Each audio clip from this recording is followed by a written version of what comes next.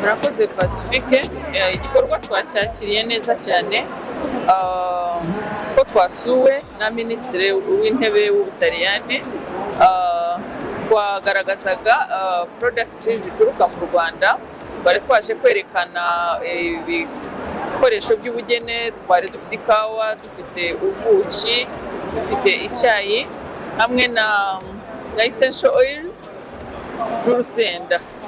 Byose yasuye stand yacu yabibonye, ni produit yishimiye, twamuhaye gift barazimwereka kandi ni products yatwaye ubona yishimiye. Twabyakiriye neza cyane ko Minisitiri w'Intebe yadusuye. Icyo bivuze ikintu gikomeye cyane ku Banyarwanda, ku bacuruzi bafite ibicuruzwa bituruka mu Rwanda, kuba twitabiriye iri murikagurisha mpuzamahanga ryitwa Artigiano Fiera ribera mu Butaliyani, Milan, kuko bituma Abanyarwanda babona amasoko ya products zabo y'ibicuruzwa bituruka mu Rwanda.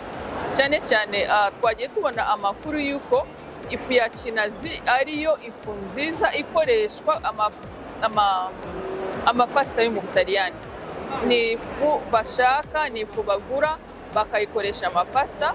Rero twasanze ari ikintu cyiza, twabonye ibicuruzwa byacu bikunzwe kandi bishobora kubona amasoko mu Butaliyani no mu bindi bihugu byegereye Ubutaliyani.